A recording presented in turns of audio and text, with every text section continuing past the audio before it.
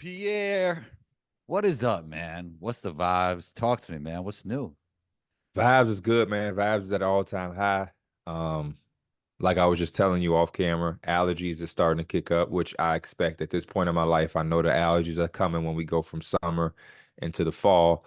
But basketball is next week, so we don't have to Mm, sit around coming up with all of these crazy off-season topics, all of these opinionated things and what's going to happen, who did what, who won this trade. We actually get to now see it happen and enough of the opinions and dramatics. So I'm super excited. Always good to be going into the season, especially as a Knicks fan, where the Knicks look like they're going to be one of the powerhouses out east. So I'm feeling good, man. I'm feeling real good. How about you? speak. I'm doing well. Speaking of the Knicks,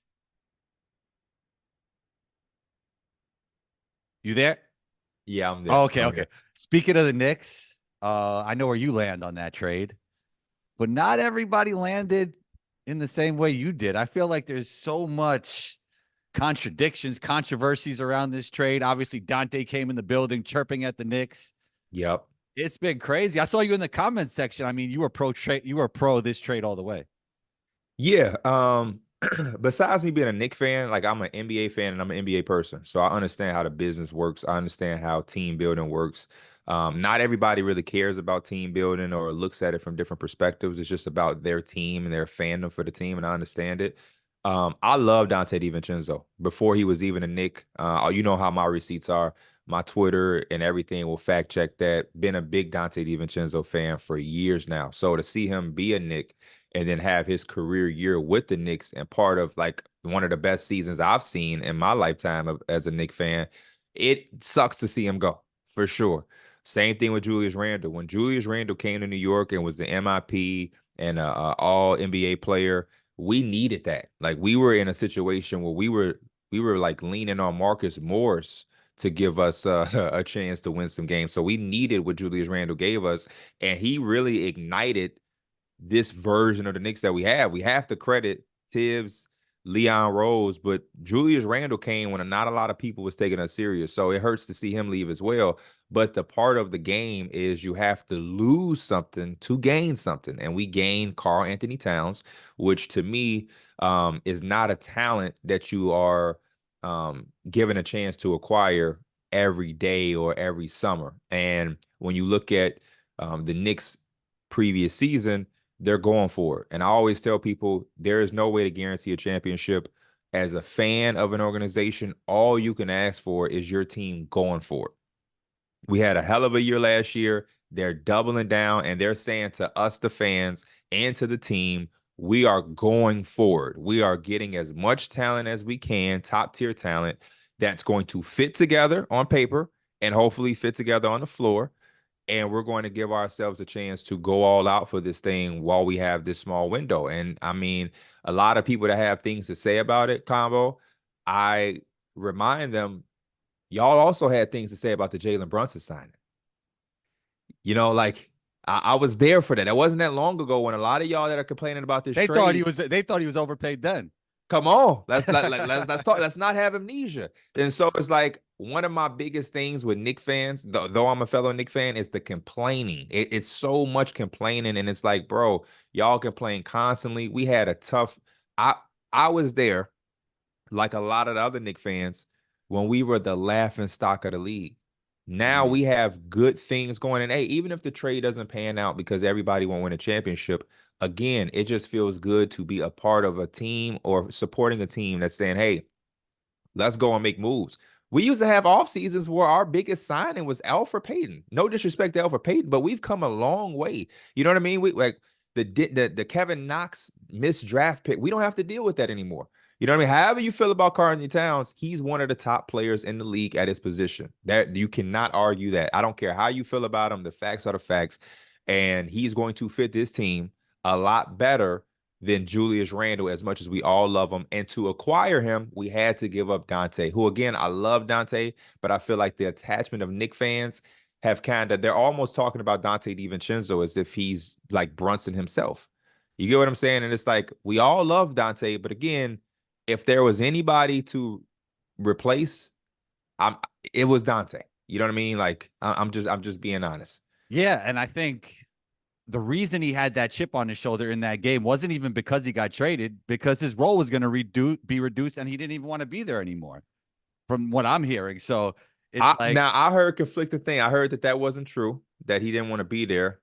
And I think Dante, even if he did feel away, because we'll never know unless we speak to Dante. I think that's why we love Dante DiVincenzo, is because, like he said, he wears his heart on his sleeve, and he should feel a way about being traded. I also believe in Dante's head. He's a true hooper. He don't believe anybody on the Knicks is better than him. I believe that too about Dante. Well, I hope so. I really hope so. But like, yeah, it's tough being traded. You just had your career year. You had some moments there. You was beloved, and like nobody's gonna walk back in a week after being traded. Like, hey guys, like there is going to be a competitive spirit and competitive nature, and that's what we all love basketball to be. If you got traded combo, I don't think you would have went in there buddy buddy.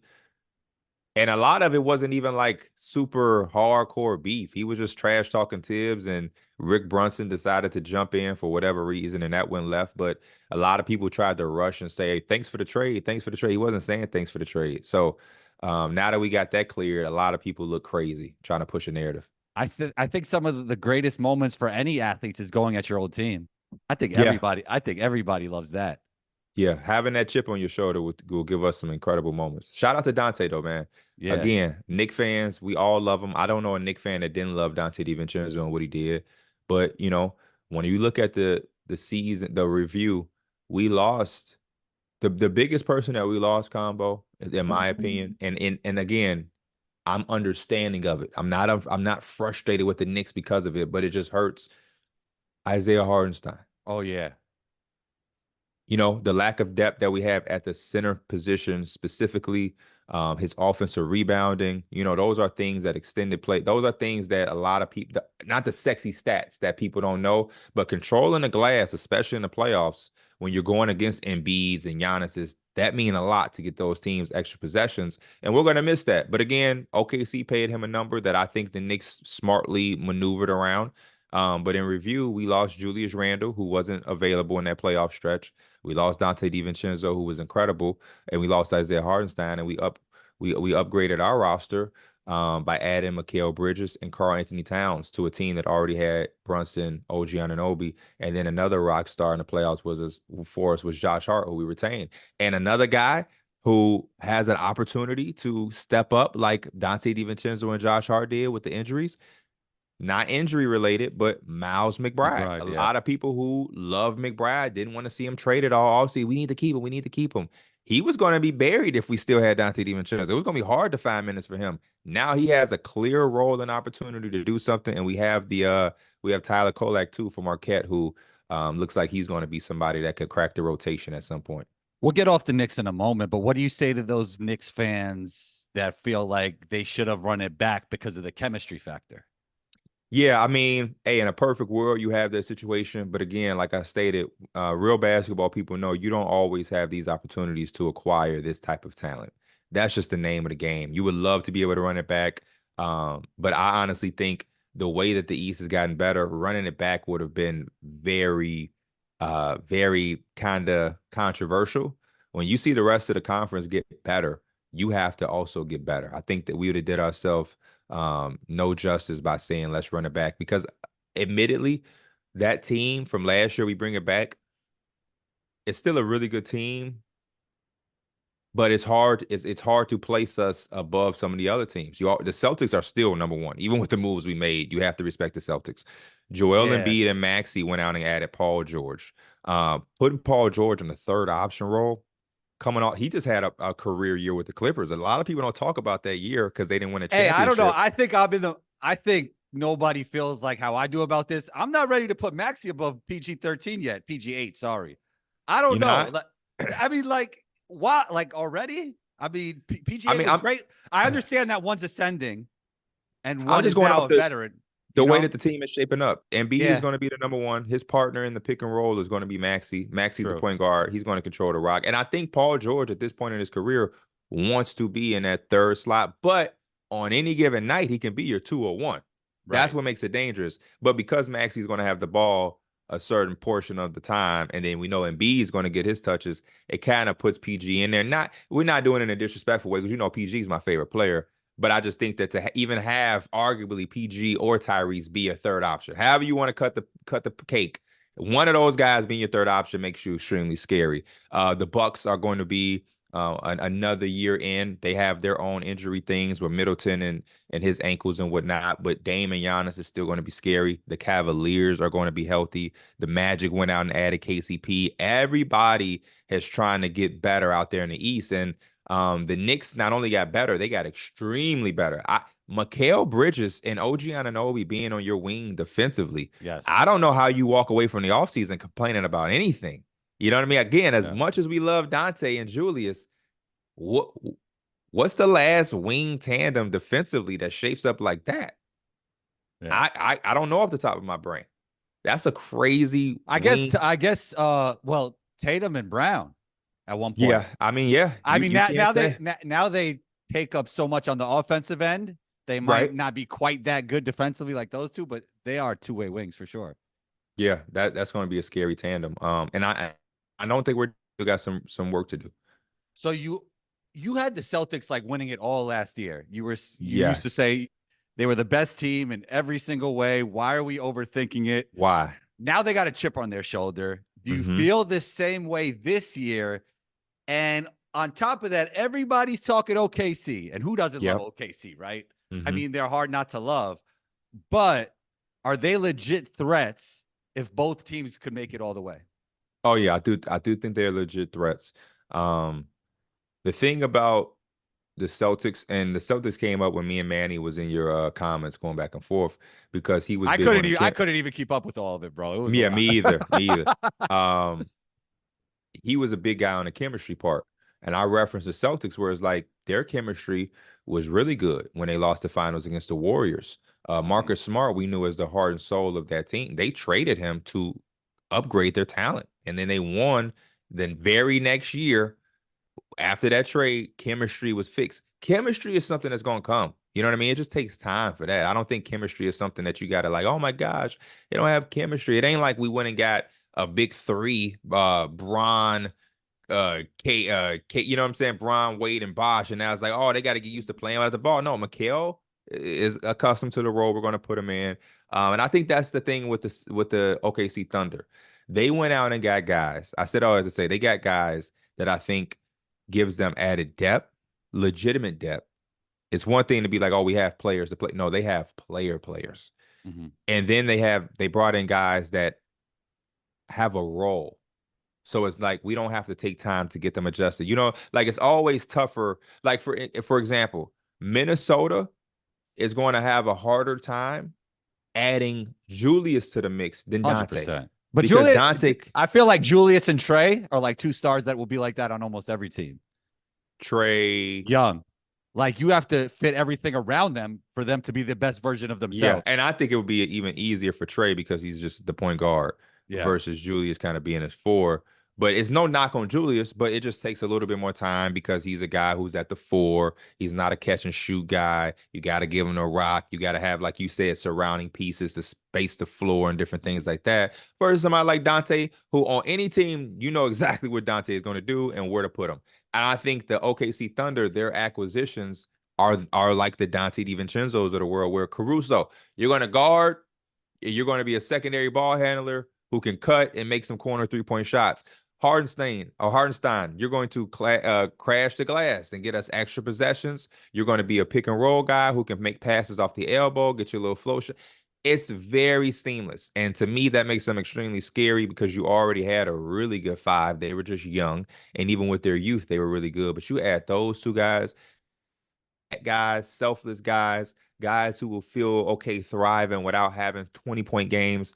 That to me, one of the best off seasons. I mean, the Knicks have to have the best off season, bringing back OG, the friendly deal with Brunson, Mikal, and Cat. But I mean, OKC, they are knocking it out of the park when you talk about a rebuild. They are a real threat. Will they win? I don't know. We got to at least see some type of basketball. But I mean, J-Dub, Shea, Chet, Lou Dort, what he does defensively, Caruso, what he does defensively, Cason Wallace, what he does defensively, and then Hardenstein, Isaiah Joe, Aaron Wiggins. Like we're Yeah. just going on and on and on. And they're well coached. And they're Yeah. well coached. Do you feel like they're the favorites, not named the Celtics to win it all? Going into the season, I would think so. Going Yeah. into the season. Now, I don't know what that's going to look like a month into the season. You know what I mean? Because we haven't seen them play. One of my things with the Celtics was I looked at the Celtics on paper last year and I was like, okay, they should be a favorite. But I really was like, they're the favorite once I seen them play. Mm-hmm. Once we were able to see them play and they dominated the entire league, I was kind of mind blown when we actually got to the playoffs and everybody tried to come up with all of these narratives and hypotheticals to discredit them or stop them from winning the championship. Because it's like when it's one thing to not have any proof and to just go off of like an assessment of like or a projection. But once a team shows you how good they are, we're all basketball people. It's right in front of us. Why are we picking against the Celtics just for the sake of conversation? Yeah. The Mavericks stood no chance, in my opinion. I would have loved to have seen the Mavericks be the David and take down Goliath, but They to were a me, little they bit, stood no chance. they were a little banged up though. And they added Clay this year. Hey, healthy Maverick. They wouldn't have. Everybody's banged up when you get to that deep in the playoffs. The Kristaps Porzingis missed games. Kristaps Porzingis ain't playing the finals. That's fair. He played like a game and some change. He was so good in that time he He played in the was. finals. The game one was incredible. They were never able to get that Porzingis again due to the injury. So I mean, everybody's banged up. The Mavericks stood no chance to me. They stood no chance. Yeah. Do No they chance. stay? Does Clay change anything for that in that regard? He gives them more shooting. Yeah. I'm not saying that they don't have a chance now. I'm just saying in the finals last year against the Celtics, they stood no chance. He helps them with the shooting. I actually think that they had a nice offseason too. They went out and they added Quentin Grimes, Najee Marshall, Klay Thompson. I think another year of Derek Lively in year two. There could be a jump there. Him and Daniel Gafford in the front court. They lost DJJ, right? Yeah, they did. They did. Man, the cutting he provides, that's like a different look for them that I don't know if they have that anywhere else. He was their primary defender too. So Yeah. they got some things to figure out, but they still have the guy, 77, and they have Kai. So they're going to be all right. They're going to find a way. 77 and 11, man. Yeah. Those two are tough together, and they made it work. So tough. So tough. Yeah. They might be right back in the finals. Yeah, I mean, it's them or OKC, it's looking like. They could have a chance, yeah. Yeah. I'm not ruling out the Timberwolves either, man. Like, listen, Julius Randle is going to you have to get him in there right. But when Julius Randle is acclimated, Julius Randle is a damn good basketball player. People forget how good of a basketball player Julius Randle is. Julius Randle can score, pass, rebound. I think defensively he'll be able to slide in there once they get the scheme down because he's going to have Rudy behind him. You got Jaden McDaniels and Anthony Edwards in front of him. All he has to do is just hold his own. You don't have to be a rock star defensively. Just hold your own. And I think their identity defensively is going to be cool. You got DiVincenzo, who will be coming off the bench.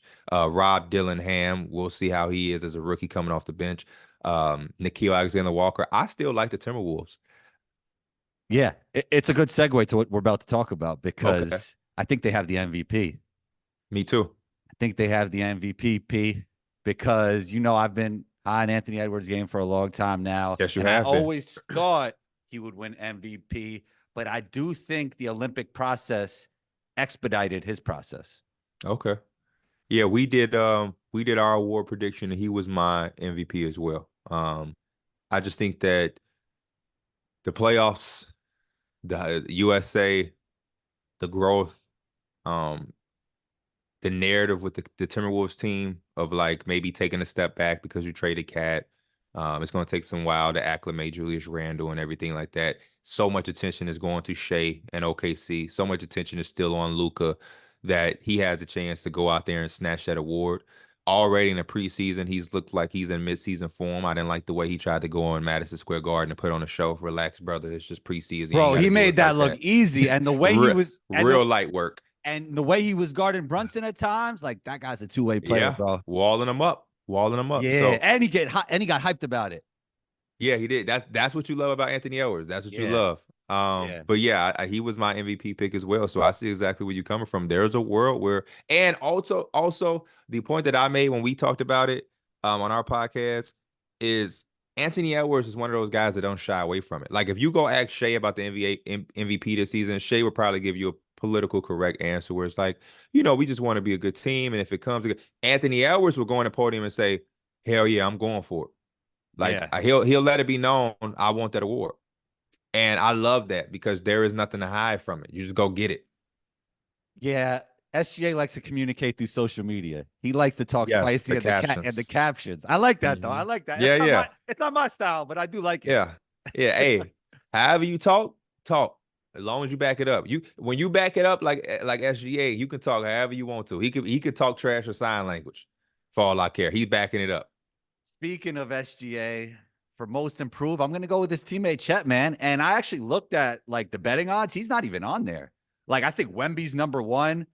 Wemby was Wemby is all number one. yeah. I think I saw FanDuel. Wemby was number one, and I mean I don't know if that makes sense because like he was already like a top 20 guy by the end of last season. The way he was playing, like he was playing ridiculously by the end. Like so, I just kind of like Chet for the reason that you said. Like I think Hartenstein is going to open so much up for Chet, and the most improved player award is not only about a player improving, but it's about their situation as well. It is. The one thing I would say about Chet and a Wemby is MIP historically um hasn't gone to a second year player. And technically this is Chet's third year, but they look at him like a rookie. Because yeah, you're a second year player is supposed to improve, right? Like So, what year was Ty last year? that's why historically we just haven't seen a year two guys win it. I actually had Cade Cunningham Oh, I from the like that. Detroit Pistons going out and getting it.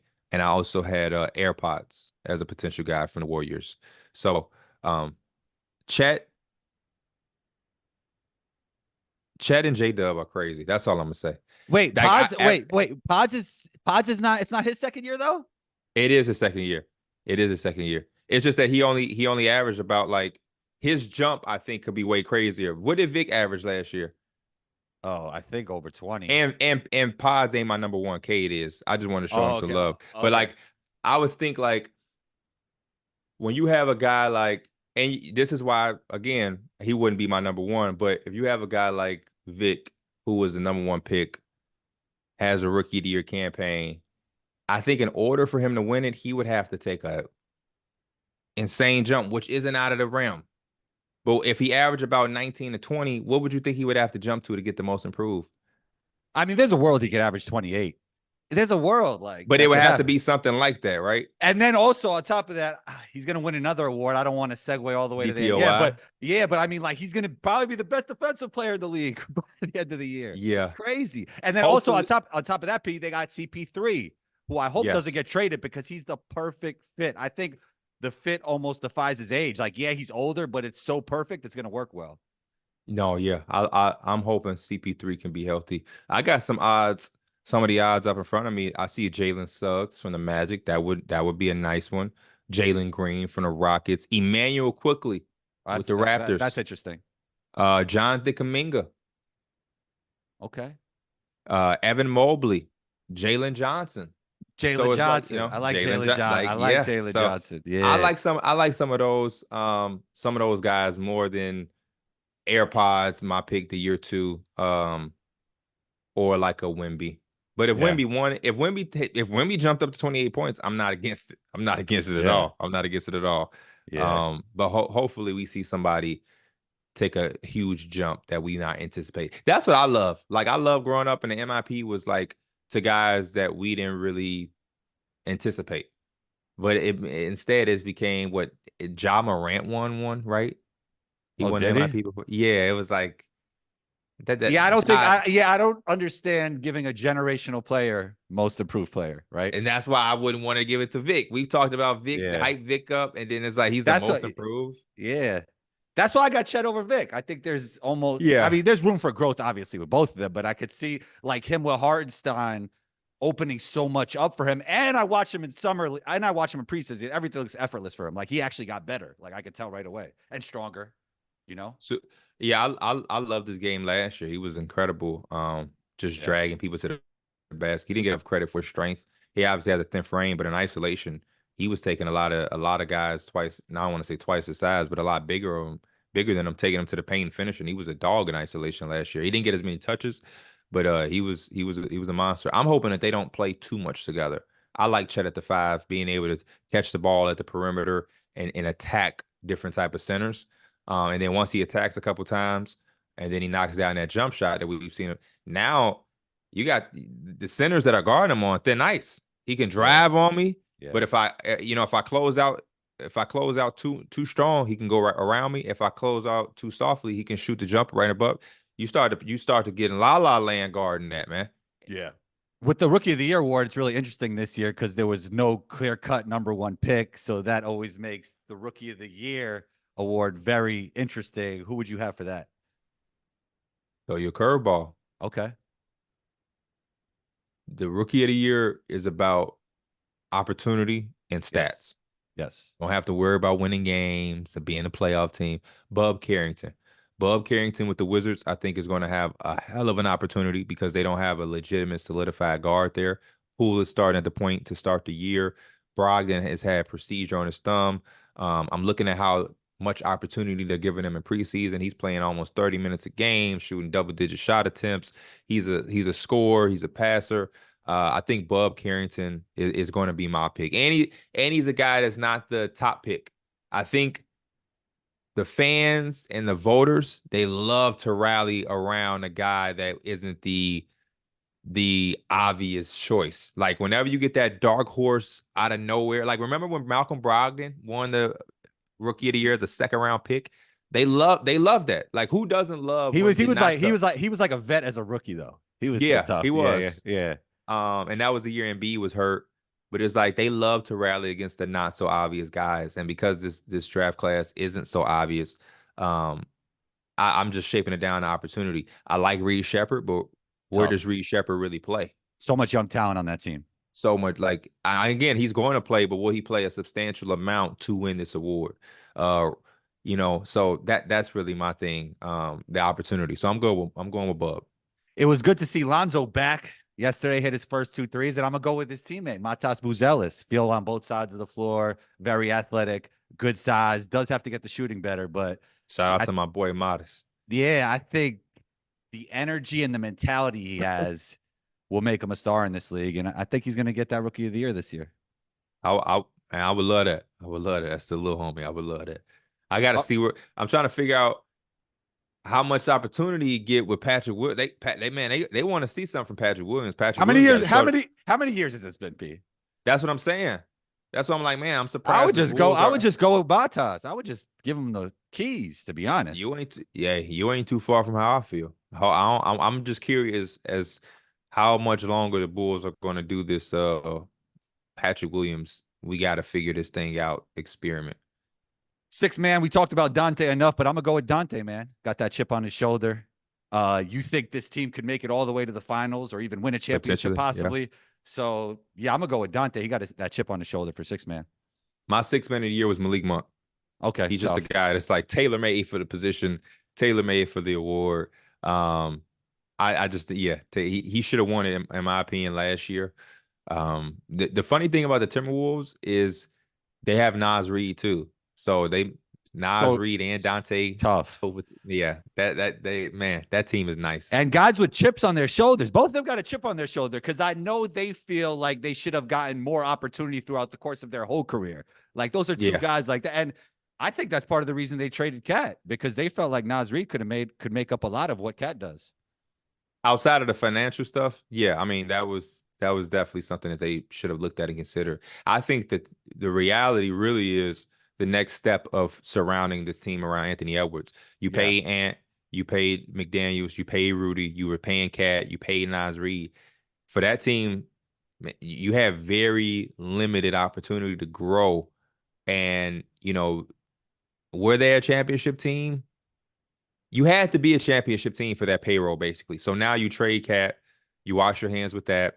You bring in Randall, who, honestly speaking, nothing against Randall. Depending on how this year go, he might not be a Timberwolf because Yeah. of the money. They'll let him go into he wasn't able to get an agreement with the Knicks on an extension. So the Timberwolves want their flexibility with their young star in Edwards, and we'll assess what happens with Rudy too, because soon he's going to have a player option, and he could potentially be going into free agency. So they are smartly allowing themselves to have flexibility with a 23-year-old superstar, which I think is what you want to do. You don't want to be tied up with a 23-year-old superstar. Yeah, you mentioned Rudy. A lot of people have a lot of Rudy hate, but he is the face of the Defensive Player of the Year award. Absolutely. Can't take that away from him. But I'm gonna go with Wemby this year, P. I think I'm gonna go with Wemby. Who do you have? Wemby is I'm only not going Wemby because everybody's gonna have Wemby. Okay. Herb Jones. But Ooh, the tough. obvious choice is Wemby. It's his award to lose at this point. Yeah. I mean, he was second as a rookie. Yeah, I mean, his team just wasn't good enough. Like, there's no way you Yeah, can give a team that bad the Defensive Player of the Year. So exactly. I think Rudy should have won it. Last one for me. I don't think we're gonna do Clutch Award. I don't think we're gonna do that today. So I'm gonna go with Coach of the Year award. I'm gonna go with JB. Man, he's changing dress code around in Detroit. You like Don't came like for terrible start. Terrible start. you don't like the Terrible dress code start. thing? You don't. You have to know your locker room. Okay. And you have to just know the way that the NBA is. I mean, Mm. nothing on your head. I can't wear a hat if I just want to wear a hat. You know what I mean? Like, no jewelry. I can't wear my earrings or my little chain. Like, I trust me, I want to install the culture Is and a different watch things. allowed? I That's what got you. that was my question. Well, watch is jewelry. I'm a watch guy. So that the first thing that came to my mind is like, an NBA player can't wear jewelry. You know, like a watch is jewelry, right, coach? Like, to me, I love that. I love that he's trying to find a way. But I just think when you look at that roster, you look at the age of the team, you look at the state of the NBA right now, to try to tell somebody not to wear a hat or jewelry, it seems super excessive, and it seems like an easy way to lose, or not to lose the locker room, but to have people looking at you like. And I just always feel like when you're fresh with the team, you don't want to do anything that's going to have the players looking at you like, what are you talking about? Right. Now, there there could have been other ways to instill something. You know what I mean? So I'm 50-50. I love the approach of instilling something because this team lost 28 games in a row. But again, I think we've seen John Beeline try to do things like that with the Cavaliers and treat it like it's a college team. This isn't a college team. These are grown An men who old make more college team money because than you. you can't even do that in college anymore with NIL. Really, that's Oh, old. true. Yeah, That's yeah, old you're college right. style. NIL is now, in the picture. You're absolutely right. But yeah, you can't coach NBA teams like college teams because they're professional paid players who are making sometimes 5 times more than your salary as a coach. So I didn't like that one. Yeah, Combo. I wasn't a fan of that. How would you feel if you were on a team and you Oh, like, man, I can't even wear just like a little watch? oh But yeah, you nah, I'd be mad. I just got into yeah, watches. I just recently got into watches too, piece. So nah, I wouldn't like that. I'm not like a yeah, hat. I'm not like a hat guy. I don't yeah, really wear a hoodie inside that much. But yeah, I don't think it's the right way to start either. To be honest, yeah. I My mean, coach of the year, yeah, who was my coach of the year? I think oh, it was Taylor Jenkins of the that's a good one. Memphis Grizzlies. That's a good one. Last thing, real quick, 1 minute, P.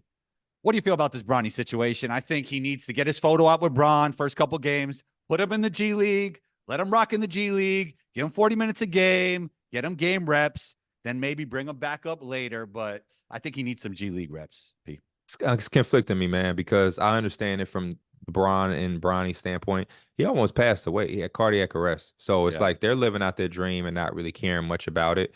And on that point, I kind of understand it. You know what I mean? It's like, and I support it. I want to see it. It's nice to see and witness.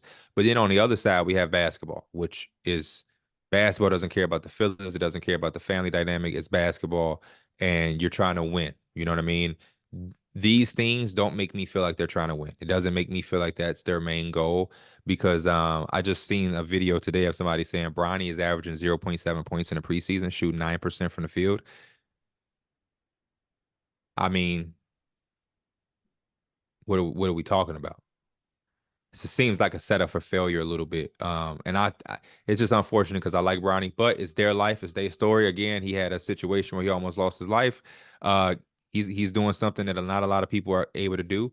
I would have loved to play in the NBA, but I would have damn sure loved to play in the NBA with my dad. But yeah, man, I don't know. It's a mixy situation because we know what happened with that, and we know a father son is beautiful to be able to see. But then the opposite side is we want to see the Lakers compete and win because that's all LeBron and the Lakers have talked about. This doesn't look like it adds up to that. So it's going to be interesting to see. And I also like JJ. It's a tough spot for JJ to be in as a rookie head coach, coaching the already hyped up Lakers. Now is like, we're gonna have to have tough conversations because I don't Bronny James is not an NBA player right now. I'm not saying he can never be, because I always thought Bronny was gonna be a nice NBA player. But he needs to develop like the rest of the young guys on that roster. If Jalen Hood Shafino ain't good enough for these minutes, neither is Bronny James. Yeah. You said you want to play with Pops. I want to play with Pops too, man. That'd be fun. We should hoop. That would be a nice five, man. Me, you, Pops, and we support EJ. He's our Anthony Edwards. Yes, You know what I yes, mean? yes, You yes. can be who would you be? I think I'm like Joe Engels at this point. You better than Joe Ingles. I think you bust Joe Ingles' ass. I think so too. With that If though, I got 500 on combo versus Joe Ingles. there I'm we riding with go. my boy. I like that. P, you're always welcome back on the show. Real quick, let them know where they can find you. Real quick. Find me anywhere. ESPN, numbers on the board. Yeah, we back, baby. You already know. Pee Wee the plug everywhere. Find me on Combos Court too. Yes, sir. We out, P.